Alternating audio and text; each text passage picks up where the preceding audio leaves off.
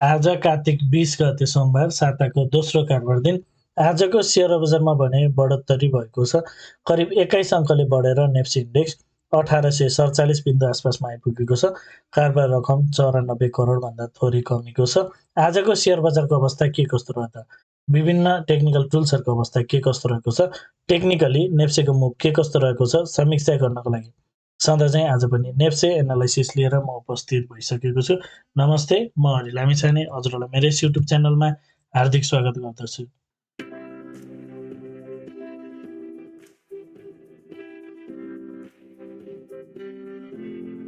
यस YouTube channel मार्फत मैले share बजारसँग सम्बन्धित विभिन्न किसिमका भिडियोहरू लिएर आउने भएको हुनाले यदि हजुरहरूले अहिलेसम्म पनि मेरो च्यानल सब्सक्राइब गर्नुभएको छैन भने कृपया च्यानल सब्सक्राइब गरिदिनु होला र भिडियो पुरा हेर्नुभयो भने हजुरहरूले मैले भन्न खोजेको कुरा सबै सजिलैसँग बुझ्न सक्नुहुनेछ।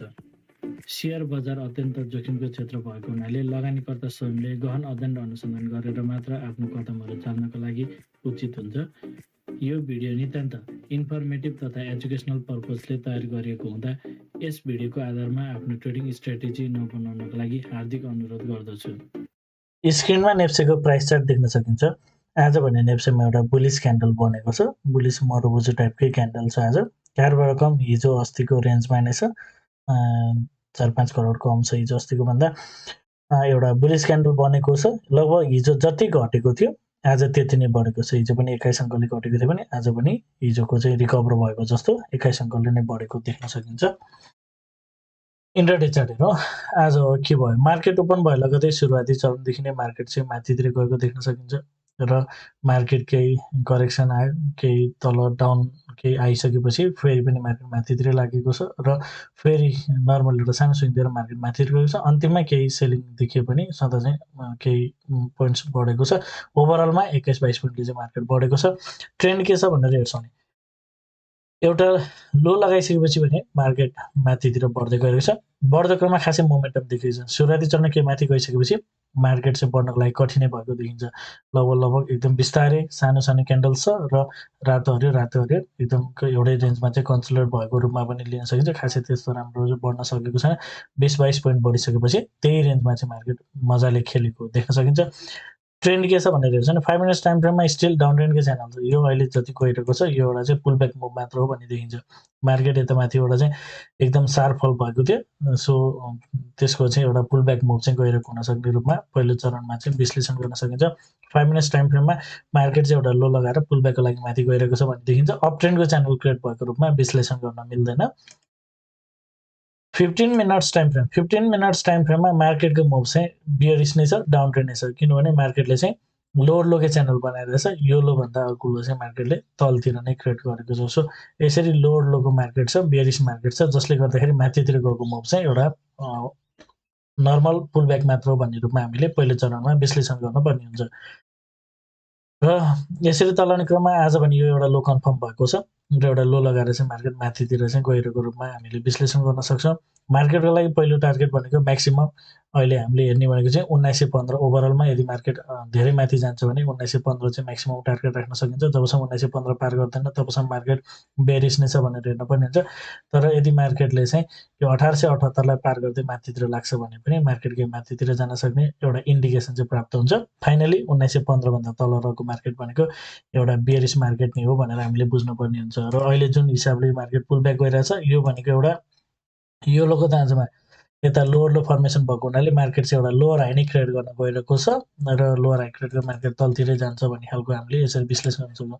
यो जुन पुल ब्याक गइरहेको छ, पुल ब्याक सकिएको, यो नै पुल ब्याक हाई हो भन्ने खालको कुनै इन्डिकेसन छैन। मार्केट चाहिँ बढ्दो क्रममै देखिन्छ। करेक्सनमा जाने खालको कुनै अथवा फेरि पनि फल हुने खालको प्याटर्न अहिलेसम्म देखिएको छैन।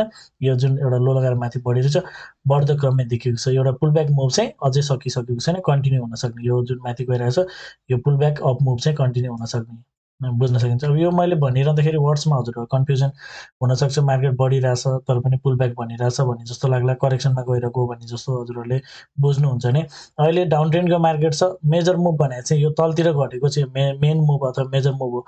माथितिर गएको मुभ चाहिँ पुल ब्याक मुभ हो। त्यो हिसाबले बुझ्नु पर्यो। त्यसैले माथि गएको मुभ पनि एउटा पुल ब्याक मुभ हो भनेर बुझ्नु पर्यो है त। अब आवरली टाइम फ्रेममा यो लो अझै पनि कन्फर्म भइसकेको छैन। मार्केट चाहिँ यसरी यो लोको दाँजोमा अर्को लो बनाउन चाहिँ तलतिर नै गइरहेको छ। यदि मार्केट यहाँबाट अझै पनि आवरली टाइम फ्रेममा पनि मार्केट माथितिर गइरहेको छ, माथितिर गइरहेको छ। सबै हरियो क्यान्डलहरू बन्दै मार्केट चाहिँ माथितिर लागिरहेको छ। जबसम्म मार्केटले 1915 लाई पार गर्दैन तबसम्म यो माथि गएको मार्केट चाहिँ तलतिर नै फल हुने हो भनेर हामीले 1915 नकटिन्जेलसम्म यहाँबाट मार्केट माथि लाग्छ भने पनि 1900 देखि 1915 को लेभलबाट चाहिँ फेरि मार्केट चाहिँ यसरी एउटा लोअर हाई क्रिएट गरेर फेरि अर्को लो चाहिँ क्रिएट गर्न तलतिर जान सक्छ भनेर हामीले हेर्न सक्छौँ। जबसम्म 1915 पार हुँदैन यो हिसाबले एनालाइसिस गर्न सकिन्छ। अहिले गइरहेको मुभ माथितिर गइरहेको छ, अझै फर्दर माथितिर जान सक्ने सो त अपेक्षा गर्न सकिन्छ। तर मार्केट चाहिँ जति माथि गए पनि 1915 पार नगरेसम्म चाहिँ फेरि तलै आउने हो भनेर विश्लेषण हुन्छ। यदि मार्केट माथि जाने क्रम 1915 लाई चाहिँ पार गर्छ भने 1915 लाई पार गर्छ त्यसपछि चाहिँ मार्केट बुलिस रहनेछ। आवरली टाइम फ्रेममा मार्केट बुलिस भएपछि मार्केट चाहिँ नयाँ टार्गेटहरू सेट गर्दै मार्केटलाई माथितिरको टार्गेट चाहिँ हामीले सेट गर्न सक्छौँ। यो हिसाबले मार्केट माथि जान्छ भनेर एक्सपेक्टेसन गर्न सकिन्छ। जबसम्म 1915 पार हुँदैन तबसम्म भनेको तलको लागि अहिले हाम्रो पहिलो एनालाइसिस भने चाहिँ नर्मल एनालाइसिस भने चाहिँ यसरी मार्केट माथि गए पनि म्याक्सिमम गयो भने 1900 बाट चाहिँ फेरि पनि यसरी तलतिर जाने हो भन्ने हिसाबको एनालाइसिस गर्नुपर्ने हुन्छ। डेली टाइम फ्रेममा हिजो हजुरहरूलाई सेयर गरेको थिएँ यो तल्लोको लेभलबाट जहाँ चाहिँ मार्केटले पटक पटक चाहिँ एउटा सपोर्ट चाहिँ लिएको लेभल छ। यो लेभलबाट चाहिँ मार्केटले केही एउटा साइडेज बस्न सक्ने अथवा केही माइनर अपस्विङ चाहिँ जान सक्छ भन्ने खालको एनालाइसिस हिजोको भिडियोमा राखेको थिएँ। मार्केटले यो लेभलबाट केही रियाक्ट पनि गरेको छ, केही माथितिर जाँदैछ र यो माथि जाने भनेको चाहिँ मार्केटको लागि एउटा नर्मल पुलब्याक नै हो भन्ने हिसाबले हेर्नु पर्यो। जुन हिसाबले माथि पुलब्याक जाने गर्थ्यो यो जुन अगाडिको पुलब्याक छ यो पनि त्यही टाइपको पुलब्याक हो भनेर हामीले हेर्नु पर्यो। र जबसम्म यो पुलब्याक माथि जाने क्रममा जबसम्म 1915 पार गर्दैन तबसम्म माथितिरको नयाँ टार्गेट सेट गर्न मिल्दैन। यदि 1915 पार गऱ्यो भने आवरली टाइम फ्रेममा मार्केट बुलिस पनि हुन्छ। सो डेली टाइम फ्रेममा हामीले चाहिँ नयाँ टार्गेटहरू चाहिँ सेट गर्न मिल्ने। त्यसैले सुरुमा चाहिँ 1915 पार हुन्छ कि हुँदैन त्यो चाहिँ हेर्न दिनु पर्यो। 1915 पार भएपछि नयाँ टार्गेट 1915 पार हुँदैन भने जुन हिसाबले मार्केट मुभ भइरहेको छ जस्तै यो लेभलमा आयो यहाँबाट केही एउटा नर्मल एउटा दिएर फेरि तलतिर जाने खालको बुझ्न सकिन्छ। र तल आउने क्रममा पटक पटक मार्केटले चाहिँ यो लेभलमा रियाक्ट गरिसकेको छ। अहिले पनि यो लेभलमा आएर फेरि माथि जाने ट्राई गर्छ। अब पनि दोहोऱ्याएर तल आउँछ भने 1800 को लेभल चाहिँ 1807 को जुन लो छ यो चाहिँ कमजोर हुन सक्छ भन्ने हिसाबले एनालाइसिस गर्न सकिन्छ।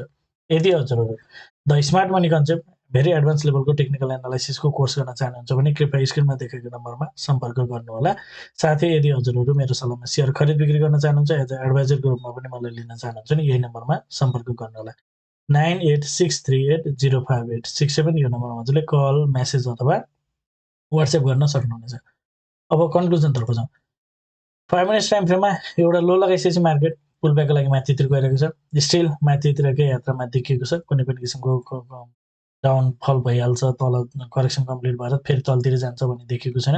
बढ्दो क्रममै देखिएको छ भन्दा ठिक हुन्छ। त्यस्तै 15 मिनट्स टाइम फ्रेममा पनि मार्केट माथितिरै लागिरहेको छ। माथितिर गएको मुभ पुलब्याक मुभ हो र पुलब्याक नसकिएको हुन सक्ने बुझ्न सकिन्छ।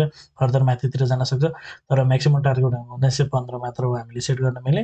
मार्केट चाहिँ मोर लाइकली चाहिँ यो लेभल्सहरूबाट पनि मार्केट चाहिँ फल हुन सक्छ। यसरी माथि जाने क्रममा भोलि माथितिर जाने क्रममा चाहिँ लगभग यो लेभल्सहरूबाट पनि मार्केट चाहिँ यसरी फल हुन सक्छ है। यो कुराहरू पनि हामीले बुझ्न सक्छौँ। त्यस्तै आवरली टाइम फ्रेममा मार्केट एउटा एउटा चाहिँ माथितिर गइरहेको छ। एउटा पुलब्याकको लागि नै माथितिर गएको हेर्नु पर्यो। 1915 पार नगरुन्जेलसम्म चाहिँ गएको पुलब्याक मुभ चाहिँ माइनर हुन सक्छ भनेर बुझ्नु पर्यो। त्यसै गरी डेली टाइम फ्रेममा आज एउटा बुलिस क्यान्डल बनेको छ। अब आजको क्यान्डलले मार्केटको माथितिर जान सक्ने इन्डिकेटर राख्छ तर जबसम्म 1915 पार गर्दैन तबसम्म यो भनेको जुन अगाडिको मुभ छ यही टाइपकै माइनर मुभ मात्र हुन सक्छ भनेर हामीले 1915 पार गरिसकेपछि चाहिँ मार्केटले अलिकति केही ठुलो पुलब्याक दिन्छ कि भनेर हामीले हेर्ने। अल्टिमेटली बुझ्नुपर्ने कुरा चाहिँ के भने यहाँबाट यदि 1915 पार गरेर माथि गयो डेली टाइम फ्रेममा त्यो पुलब्याक यो माइनर पुलब्याक गइरहेछ। अघिल्लो समय यो माइनर पुलब्याक गरेछ भने 1915 पार गरेपछि अलिकति ठुलो पुलब्याक जाने हो तर अल्टिमेटली मार्केट चाहिँ यसरी फेरि तलतिर आउने हो भन्ने हिसाबले चाहिँ एनालाइसिस गर्नुपर्ने है। न्युट्रल एनालाइसिस चाहिँ यो तरिकाले गर्नुपर्यो। हजुरहरूलाई मेरो भिडियो के कस्तो लागिरहेको छ कमेन्टमा जानकारी गराइदिनु होला। भिडियो मन परेको छ उपयोगी भइरहेको छ भिडियोले हजुरहरूलाई केही सहयोग पुऱ्याइरहेको छ भने भिडियोमा एक लाइक पनि अवश्य गरिदिनु होला। साथै च्यानलमा नयाँ हुनुहुन्छ पहिलोपटक हेरिदिनु हुन्छ अथवा अहिलेसम्म पनि च्यानल सब्सक्राइब गर्नुभएको छैन भने च्यानल सब्सक्राइब गरिदिनु होला भन्न चाहन्छु। हवस् त धन्यवाद। नमस्ते।